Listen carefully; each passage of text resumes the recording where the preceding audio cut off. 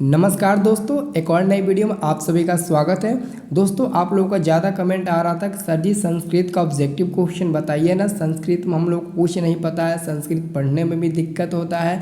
तो आप लोग बिल्कुल चिंता मत करो, इस वीडियो में हम आप लोगों के लिए संस्कृत का बहुत ही इंपॉर्टेंट ऑब्जेक्टिव क्वेश्चन लेकर आया हूँ।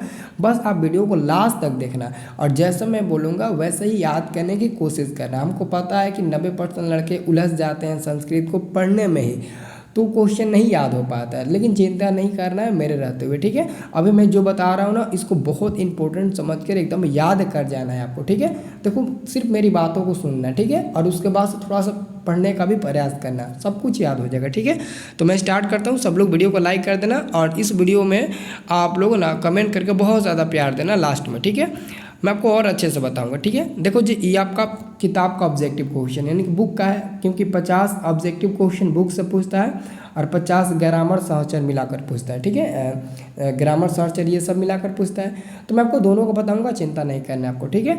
जैसे कि आपका पहला क्वेश्चन है, देखो पहला क्वेश्चन है कि अरुण डियान और बीच में डैश डैश डैश दिया है, फिर दिया है महिमान मामतमन, यह पद किस उपनिषद से लिया गया है। तो आपको पूरा नहीं याद करना है, फर्स्ट का थोड़ा सा याद कर लेना है और सेकेंड लास्ट का थोड़ा सा याद कर लेना। जैसे फर्स्ट ये हो गया, लास्ट ये हो गया, थोड़ा सा याद कर लेंगे तो हम आंसर आराम से टिक लगा देंगे, ठीक है। तो इसका आंसर होगा ऑप्शन नंबर ये होगा, कठोपनिषद मंत्र से संकलित, यानी कठोपनिषद उपनिषद से यह संकलित है, ठीक है।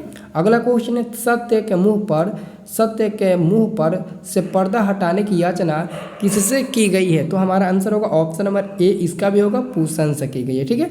दूसरा का भी आंसर होगा ए नंबर। अगला क्वेश्चन देखो, इंपॉर्टेंट क्वेश्चन से अगला ये क्वेश्चन है कि ग्राम्यम महानगरम भविष्यति, यह किसने कहा था, यानी कि किस व्यक्ति ने कहा था यह नगर एक दिन महानगर होगा। तो भगवान बुद्ध ने कहा था, किसके बारे में, तो पटना के बारे में, यह नगर एक दिन महानगर होगा। तो यह किस व्यक्ति ने कहा था, तो भगवान बुद्ध ने कहा था। तो हमारा आंसर क्या होगा, डी नंबर वाला होगा, ठीक है। अगला क्वेश्चन, मेगास्थनीज कहाँ का रहने वाला था। तो देखो जी, मेगास्थनीज यूनान का रहने वाला था। आंसर होगा हमारा सी नंबर, यूनान का वो रहने वाला था, ठीक है, याद रखना। अगला क्वेश्चन क्या है, तो अगला क्वेश्चन हमारा है 5 नंबर। ये क्वेश्चन है कि महात्मा गांधी सेतु किस नदी पर स्थित है। महात्मा गांधी सेतु किस नदी पर अवस्थित है। तो 5 का करेक्ट आंसर होगा ऑप्शन नंबर बी, गंगा, ठीक है। 6 नंबर क्वेश्चन है कि बीरेश्वर कौन था। तो बीरेश्वर मंत्री था जी, ठीक है, मिथिला का मंत्री था। और कहाँ का, तो मिथिला का मंत्री था। 6 का आंसर होगा सी नंबर, ठीक है, याद रखना, ठीक है। अगला क्वेश्चन देखो, अलसकता पाठ किस ग्रंथ से संकलित है। मैंने आपको बता दिया था अलसकता जो पाठ है वो किस ग्रंथ से संकलित है। तो हितोपदेश, ऑप्शन नंबर ए होगा करेक्ट उत्तर, ठीक है। अगला क्वेश्चन है 8 नंबर, अलसशाला में आग क्यों लगाई गई थी। देखो, अलसशाला में आलसियों की परीक्षा लेने के लिए, यानी कि आलसियों की जांच के लिए अलसशाला में आग लगाई गई थी। तो यहाँ पर आलसियों की जांच के लिए ऑप्शन दिया है, लेकिन दोस्तों इसके जगह पर आलसियों को परीक्षा लेने के लिए भी दे सकता है। तो चिंता मत करना, वही टिक लगा देना, ठीक है, याद रखना। अगला क्वेश्चन है, सुलभा का वर्णन किस ग्रंथ में है। 9 नंबर क्वेश्चन है, सुलभा का वर्णन किस ग्रंथ में है। तो 9 का हम लोग का करेक्ट आंसर हो जाएगा ऑप्शन नंबर बी, महाभारत में है। कहाँ पर है, तो महाभारत में। जस्ट अगला क्वेश्चन है कि याज्ञवल्क्य ऋषि ने आत्मतत्व की शिक्षा किसको दी थी। तो मैत्री, क्या होगा जी, 10 का आंसर होगा ऑप्शन नंबर मैत्री को दी थी, ठीक है, याद रखना। अगला क्वेश्चन देख लियो, तो अगला क्वेश्चन आपका है 11 नंबर। ये क्वेश्चन कहता है कि लौकिक संस्कृत की साहित्य कवित्रियों में प्रमुख कौन है। तो प्रमुख कौन है, विजयांका या फिर पंडिता क्षमा राव। तो आपका करेक्ट आंसर होगा पंडिता क्षमा राव, ठीक है। कवित्रियों में प्रमुख ये है, ठीक है, पंडिता क्षमा राव। अगला क्वेश्चन है कि वरदाम्बिका परिणय का काव्य है। वरदाम्बिका परिणय कौन काव्य है, कौन काव्य है, ये पूछा है ना। तो ठीक है, हाँ। तो क्या होगा, चंपू काव्य है। ऑप्शन नंबर क्या होगा, ऑप्शन नंबर सी होगा, चंपू काव्य, ठीक है। अगला क्वेश्चन देखो, भारत महिमा पाठ में कितने पद हैं। तो भारत महिमा जो पाठ है ना, उसमें 5 पद है। जैसे पहला पद, दूसरा पद, जैसे विष्णु पुराण, ये सब तो संकलित है ना। आपने पढ़ा होगा, नहीं पढ़ा होगा तो मैं बता दूंगा, ठीक है। अगला क्वेश्चन देखो, अगला हमारा क्वेश्चन है 14 नंबर। ये प्रश्न कहता है कि किस संस्कार में सप्तपदी विधि संपन्न की जाती है। यानी कि दोस्तों, अगर आप अपने मन से भी सोचेंगे तो विवाह ही एक ऐसा संस्कार होता है जिसमें 7 प्रकार की क्रिया संपन्न की जाती है। तो हम क्या कहेंगे, हम कहेंगे विवाह संस्कार में सप्तपदी जो क्रिया होती है वो संपन्न होती है, यानी कि 7 उसमें क्रियाएं संपन्न होती है। तो 14 का आंसर क्या आप लोग टिक लगाना, ऑप्शन नंबर डी। अगला क्वेश्चन है शिक्षा संस्कार का प्रथम कौन है। देखो शिक्षा संस्कार मुख्य रूप से 5 होता है। शिक्षा संस्कार मुख्य रूप से 5 होता है, जिसमें से पहले नंबर पर आता है अक्षरारंभ। ठीक है, अक्षरारंभ पहले नंबर पर आता है जी। ठीक है, याद रखना।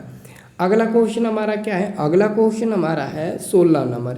ये क्वेश्चन कहता है कि मरणोपरांत कौन संस्कार संपन्न किया जाता है, यानी कि इसमें कौन संस्कार संपन्न किया जाता है। ठीक है, तो देखो जी ये सिंपल सा क्वेश्चन है, इसका भी आंसर दे दो अत्यंत। आंसर होगा ऑप्शन नंबर डी। ठीक है, याद रखना। नेक्स्ट प्रश्न है कि विद्या की रक्षा किससे होती है। तो 17 का आंसर होगा ऑप्शन नंबर बी, योग से होती है। योग से, विद्या की रक्षा योग से होती है। अगला क्वेश्चन है आपका 18 नंबर। देखो पाजी ये क्वेश्चन 18 नंबर कह रहा है कि नरक के कितने द्वार होते हैं। देखो मैं आपको नरक का द्वार बता देता हूँ, लेकिन मैं आपसे क्वेश्चन पूछना चाहता हूँ कि नरक के 3 द्वार होते हैं। ठीक है, लेकिन 3 द्वार कौन कौन से होते हैं, अगर आप तीनों का नाम बता देंगे तो सबसे प्रिय स्टूडेंट आप कहलाएंगे। अगला क्वेश्चन देखो, अगला क्वेश्चन 19 नंबर कि नीति श्लोका पाठ में घर की शोभा किसको मतलब कि माना गया है। घर की शोभा, नीति श्लोका पाठ में घर की शोभा किसको माना गया है। तो 19 का करेक्ट आंसर हो जाएगा ऑप्शन नंबर सी, स्त्री को। ठीक है, अगला क्वेश्चन 20 नंबर भिखनटोला गांव को देखने कौन आया था। देखो भिखनटोला गांव को देखने एक शिक्षक आया था, सिपाही व्यापारी नेता ये सब नहीं होगा, बल्कि एक शिक्षक आए थे, एक टीचर आए थे। ठीक है, तो याद रखना। अब देखो अगला क्वेश्चन, अगला हमारा क्वेश्चन है 21 नंबर। यह क्वेश्चन दोस्तों छात्र राम मध्यम तप यह उपनिषद राम प्रवेश राम को किसने दिया। यह मतलब कि उपदेश राम प्रवेश राम को किस व्यक्ति ने दिया था। तो 21 का आंसर होगा ऑप्शन नंबर बी, गुरु जी ने दिया था। गुरु जी ने दिया था। ठीक है, अगला क्वेश्चन स्वामी दयानंद ने किसके प्रचार में अपना जीवन समर्पित कर दिया। देखो स्वामी दयानंद ने सत्य एवं धर्म के प्रचार के लिए अपना पूरा जीवन समर्पित कर दिया था। तो सत्य एवं मतलब कि उनका एक क्वेश्चन सब्जेक्टिव पूछता है कि स्वामी दयानंद ने अपना जीवन क्यों समर्पित कर दिया था। तो हम लोग उत्तर देते हैं स्वामी दयानंद ने सत्य एवं मतलब कि धर्म एवं सत्य के प्रचार के लिए अपना जीवन समर्पित कर दिया था। तो सत्य के प्रचार के लिए ऑप्शन हमारा बी होगा। ठीक है, 23 का आंसर क्या होगा, 22 का आंसर क्या होगा। तो 22 का हमारा आंसर क्या होगा, वैदिक धर्म एवं सत्य के प्रचार के लिए। देखो यहाँ पर थोड़ा सा कन्फ्यूजन है, वैदिक धर्म भी होगा सत्य भी होगा, लेकिन दोनों में आंसर दिया है ना, ए नंबर में भी दिया तो बी नंबर में भी दिया है। लेकिन हम लोग पढ़े हैं बुक में कि स्वामी दयानंद ने वैदिक धर्म एवं सत्य के प्रचार के लिए उसमें एवं डाल देता है और सत्य भी दे देता है, लेकिन यहाँ पर ऑप्शन गलत मतलब कि यहाँ पर कर दिया है। जब दोनों होता है, दोनों के लिए उन्होंने अपना जीवन समर्पित कर दिया वैदिक धर्म एवं सत्य प्रचार के लिए, तो ऑप्शन में ऐसा क्यों दिया है जी, थोड़ा सा कहीं ना कहीं मिसप्रिंट किया है। बट फिर भी हम आपको बताना चाहते हैं वैदिक धर्म ज़्यादा है और मतलब 100% चांस है वैदिक धर्म और 90% चांस है सत्य, लेकिन ऑप्शन में ऐसा नहीं देगा। ऐसा देगा तो कहीं ना कहीं ऑप्शन में ए और बी दोनों डाल देगा। ठीक है, तो यहाँ पर आप लोग समझना, मैं आपको सब्जेक्टिव बताऊंगा तो वहाँ समझा दूंगा। अगला क्वेश्चन स्वामी दयानंद के गुरु कौन थे। देखो स्वामी दयानंद जी के भी गुरु थे जिसका नाम था ब्रजानंद। ठीक है, अगला क्वेश्चन मंदाकिनी वर्णन पाठ में कौन किसको संबोधित कर रहे हैं। तो 24 का करेक्ट आंसर होगा option number B, Ram Sita को। ठीक है, अगला क्वेश्चन मृग समूह के पीने से मंदाकिनी का जल कैसा हो गया है। तो 25 का करेक्ट आंसर होगा ऑप्शन नंबर सी, कलुषित हो गया है। ठीक है, सी नंबर होगा। ठीक है, सी नंबर वाला। अगला क्वेश्चन है कुत्र तव कर्णम किसने कहा था, यानी कि कुत्र तव कर्णम किसने कहा था, बाघ ने या फिर पथिक ने कहा था। तो सिंपल सा क्वेश्चन है, सिंपल आंसर होगा पथिक ने कहा था। अगला क्वेश्चन बाघ कहाँ खड़ा था, तो नदी किनारे, झरना के पास, झील के किनारे कि तालाब के किनारे। हाँ, आंसर होगा हमारा डी नंबर, तालाब के किनारे, क्योंकि वो तालाब के किनारे बैठे हुए सोने का कंगन लेकर बोल रहा था, हे पति को इस सोने का कंगन को ले लो, मैं बूढ़ा बाघ इस सोने का कंगन का क्या करूँगा। तो तभी आप लोग कंफ्यूज हो जाओगे क्योंकि यहाँ पर सारा चीज़ ऑप्शन में दिया है, तो तालाब के किनारे। ठीक है, अगला क्वेश्चन है कर्ण के जन्म से ही सदा साथ रहने वाला रक्षक कौन था, कवच और कुंडल दोनों। तो देखो इसमें सही दिया है, कवच और कुंडल दोनों दे दिया है, तो ऐसे ही वो भी देना चाहिए था ना, तो वो भी नहीं दिया, तो और कवच और कुंडल दोनों होगा। ठीक है, अगला प्रश्न देख लियो, ये प्रश्न कहता है कि निरुक्त के रचनाकार कौन है। देखो निरुक्त के रचनाकार कौन जी, तो आंसर हमारा होगा डी नंबर यास्क। ठीक है, अगला क्वेश्चन, सखा किस शब्द का रूप है, तो सखा किस शब्द का रूप है, ऑप्शन नंबर ए होगा सखी शब्द का रूप है। जैसे सखा सखी सखे, ये सब पढ़े हो, नहीं पढ़े हो, ठीक है कोई बात नहीं है, पढ़ना।